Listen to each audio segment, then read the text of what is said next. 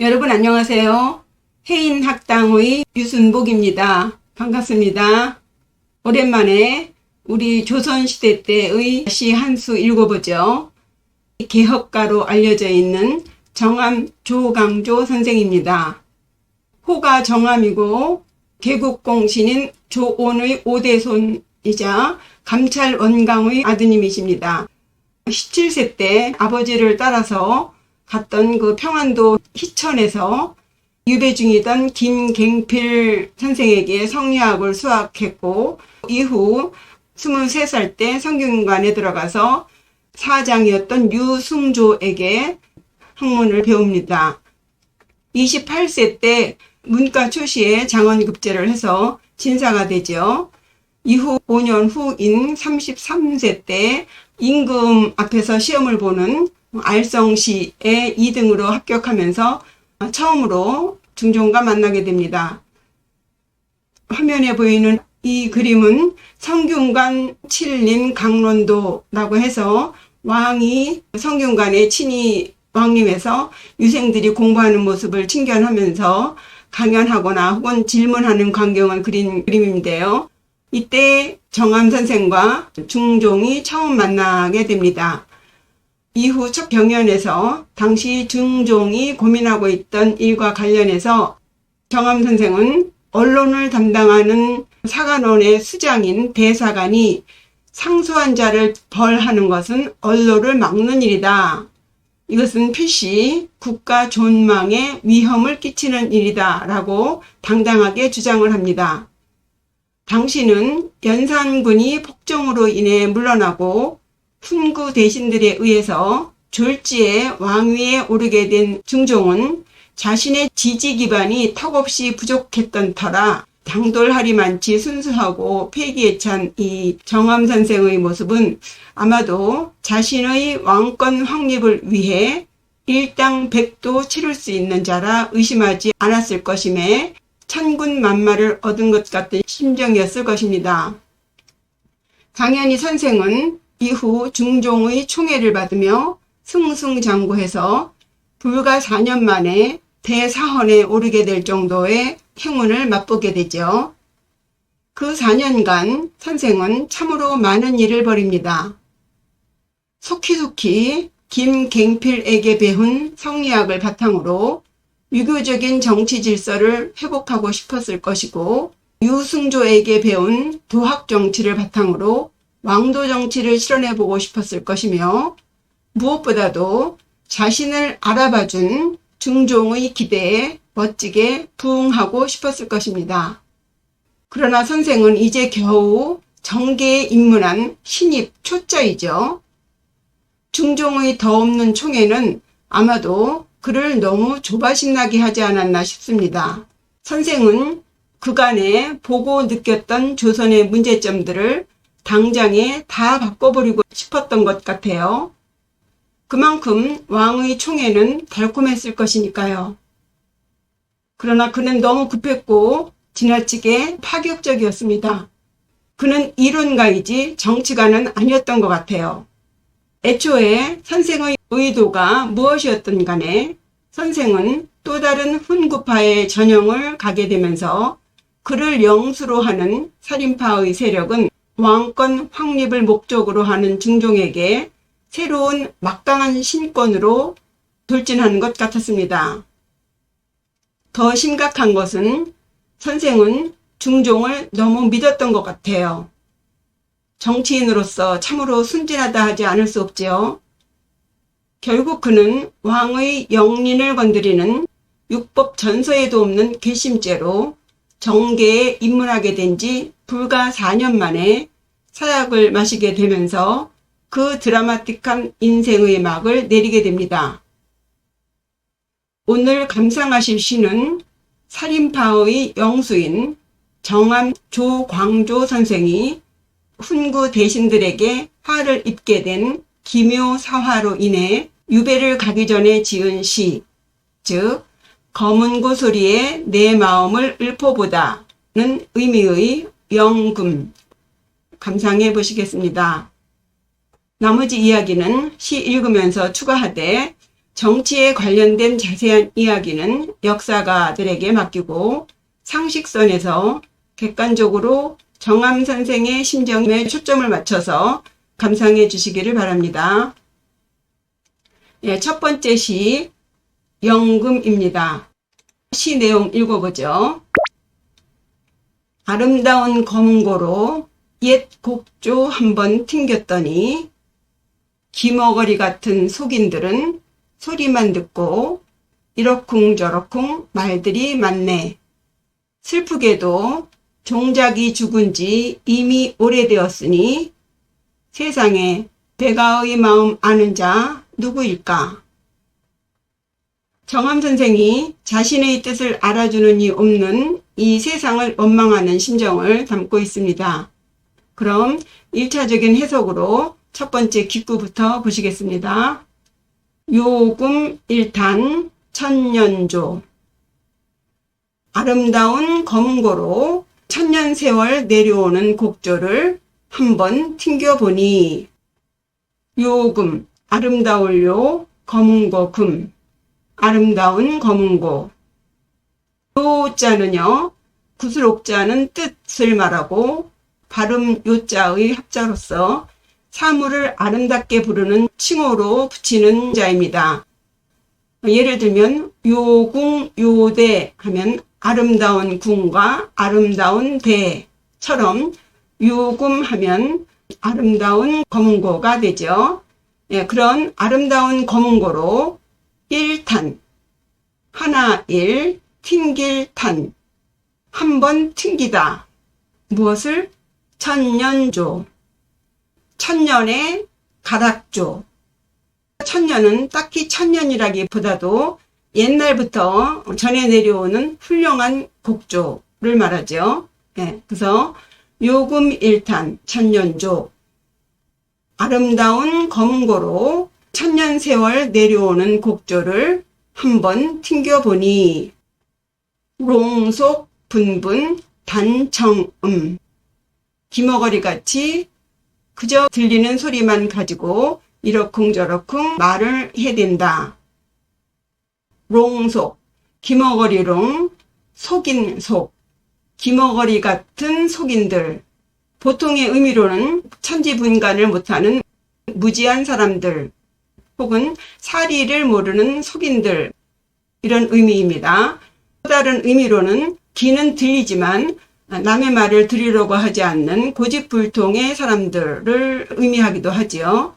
기머거리 같은 속인들은 분분, 어지러울 분, 어수선하게 많을 분, 실사변에 나눌 분자로 끊어진 실들이 날리는 모양이라고 해서 백설이 분분하다, 흰눈이 어지럽게 흩날리다 라는 말을 할 때 사용하기도 합니다. 그런데 여기서는 의견이 분분하다 라는 의미로 쓰였어요. 그래서 롱속 분분하면 기머거리 같은 속인들이 이러쿵저러쿵 말이 많다.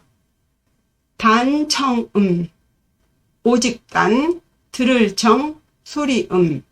오직 소리만 들을 뿐이다. 귀에 들리는 대로의 소리만 들을 뿐 그 소리 속에 담겨있는 연주자의 마음의 소리는 듣지 못한다. 롱속 분분 단청음. 기머거리같이 그저 들리는 소리만 가지고 이러쿵저러쿵 말을 해댄다. 세 번째 전구입니다. 초창, 종기, 몰이구. 초창, 둘 다 마음심부가 있죠. 마음 쓰는 것에 관련된 글자예요. 슬퍼할 초, 원망할 창, 매우 근심하는 모양 혹은 실의에 빠진 모양을 의미하는 의태어입니다. 슬프게도 종기, 종작이라고 흔히 불려지는 사람인데요. 종자는 성씨고요. 요 기자는 이름입니다. 종자 다음에 선생 자자를 붙여서 종선생기라고 불려지죠. 종자기의 직업은 나무꾼으로서 신분이 미천한 사람인데 소리를 듣는 감시관이 뛰어난 사람입니다. 그런 종자기가 몰이구, 죽을 몰, 이미 이, 오렐 구. 죽은 지가 이미 오래되었다. 초창, 종기, 몰, 이구. 슬프게도 종자기가 죽은 지 이미 오래되었으니 세간 수지 백아심. 세간, 세상세, 사이간, 세상에 수지, 누구수 알지, 누가 알겠는가. 무엇을? 백아심, 백아의 마음을. 백아는 고관대작의 후손으로서 검은고의 명인입니다. 백자는 맞백자고 이름은 어금니 아자예요. 그래서 맏아들 아가 되죠. 아자를 쓴 것으로 봐서 맏아들로서 집안에서 기대하는 인물이었으리라 짐작을 해봅니다. 이 이야기는 비록 신부는 미천하지만 유일하게 자신의 연주 소리를 이해해 주던 종자기가 죽자 백아는 검은고를 부수고 줄을 끌어버렸다고 하는 백아절현이라는 고사에서 유래합니다. 선생은 자기가 천년소월을 내려오는 그 아름다운 곡조를 켜도 그것을 들을 줄 아는 사람이 없음을 종자기를 잃은 백아의 심정에 비껴서 읊고 있죠. 그럼 이 기본적인 내용을 바탕으로 정암 선생의 심정으로 다시 읽어보겠습니다. 요금 1탄 천년조. 요금, 아름다운 검은고, 요자에 구슬옥자가 들어간 것으로 봐서 옥쟁반에 구슬이 굴르는 것 같은 그런 아름다운 소리를 내는 검은고, 벼락맞은 오동나무로 만든 그런 최고의 검은고라고 하겠는데요.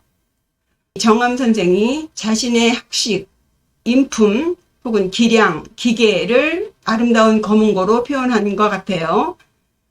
화면에서 보이는 초상화는 1750년경에 국오정홍래 화사가 그린 조광조의 초상화인데 평소에 선생은 자신의 얼굴이 좀 곱상하게 생겼다고 보았는지 사내의 상으로는 기상이 아니라고 별로 좋아하지 않았다고 합니다. 미소년스럽게 생긴 얼굴 탓으로 선생을 보려고 담까지 넘는 여인들도 있었다는 이야기도 있고요. 글쎄요, 선생은 자신을 요금이라고 표현한 것을 보면 자신의 재주는 물론이고 자신의 얼굴이 길상이 아니라고 한 말도 그저 한 말이 아닌가 싶습니다. 그러니까 좀 자기 자신에 대해서 자부심도 강하고 프라이드가 강한 인물이 아니었던가 짐작해 봅니다. 그 다음 1탄에서 1자는요. 한 번이라는 숫자의 의미보다 온 몸과 마음을 바쳐서 집중하는 의미의 1자로 보셔야겠어요. 탄자는 검은고를 튕긴다라는 의미인데 뭔가를 행하는, 추진하자 그런 의미가 되겠습니다. 그리고 천년조 하면 선생이 김갱필과 유승조 선생에게서 배운 옛 요선시대의 태평정치, 유교정치, 연산군 이후 무너져버린 그 유교국가인 조선을 한번 제대로 세워보자, 실천 중심의 도덕정치를 해보자라는 신념이 들어있는 구절이죠. 실제로 정암 선생은 일련의 많은 그 정책들을 내놓고 추진하게 되는데요.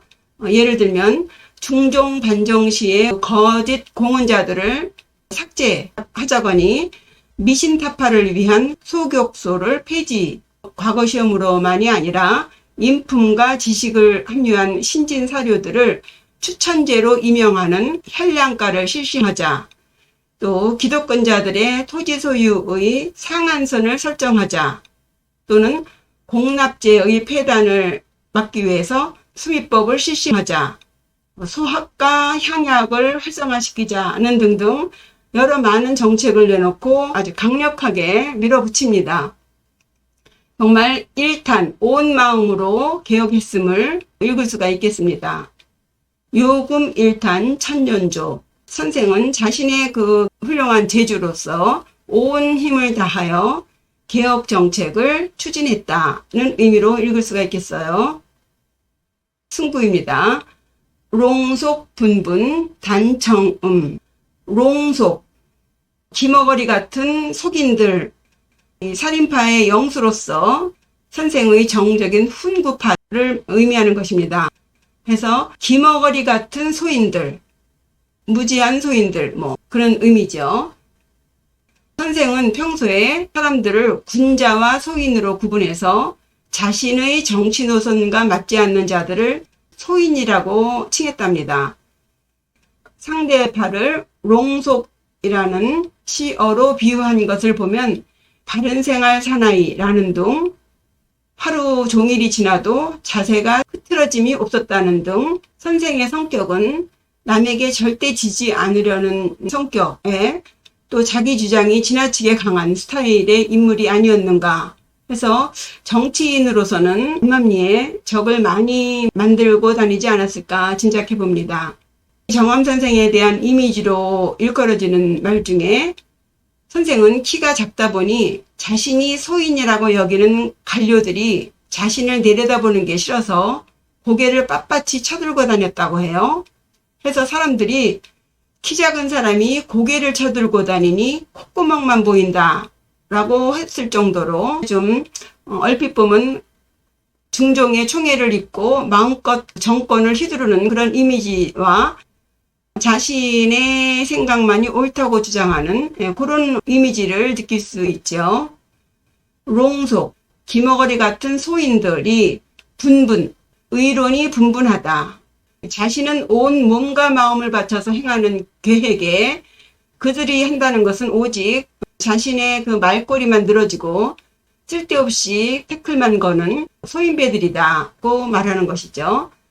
단청음, 오직 귀로 들리는 소리만 들을 뿐 자신이 온 몸과 마음을 바쳐서 행하려고 하는 그 개혁에 의미하는 바를 모른다. 기득권을 지닌 그 훈구파들이 자신의 의견을 들어주지 않고 자신의 진심을 모른 채 매도한다는 죄만 뿌린다. 불평하는 구절로 읽을 수 있겠습니다. 요 청음과 관련해서 소리 속에 숨겨져 있는 그 의미를 아는 것을 지음이라고 하고요. 또 소리를 아는 사람 해서 나의 뜻을 아는 사람, 나와 뜻이 맞는 친구를 지음이라고도 하죠. 그 문화예술에 있어서 제일 마지막 단계는 비주얼, 비디오가 아니라 오디오라고 하잖아요. 지금 우리 문화를 보면 비주얼 쪽으로는 굉장히 많이 발달했지만 이 오디오 쪽은 아직 좀 멀었지 싶습니다. 좋은 소리와 나쁜 소리에 대한 구분이 좀 소리만 깡깡 되면 좋은 소리라고 아는 거죠. 채옹이라고 하는 감식가는 아궁이에서 오동나무가 타는 소리만 듣고서도 그 나무가 최고의 악기가 될 것이라는 것을 알았다고 하는 이야기가 있습니다. 즉 정암 선생은 훈구파들이 자신이 개혁안으로 내놓은 정책들의 그 깊은 뜻을 모르고 그저 겉으로 보이는 자질구레한 현상만 가지고 왈가왈부한다고 원망하는 것이죠. 해서 이 구절은 정암 선생이 개혁 정책을 추진함에 있어서 많은 반대에 부딪혀 매우 곤란을 겪고 있는 상황을 표현하고 있습니다. 그런데 문제는 이것이 다가 아니지요. 다음 세 번째 전구입니다.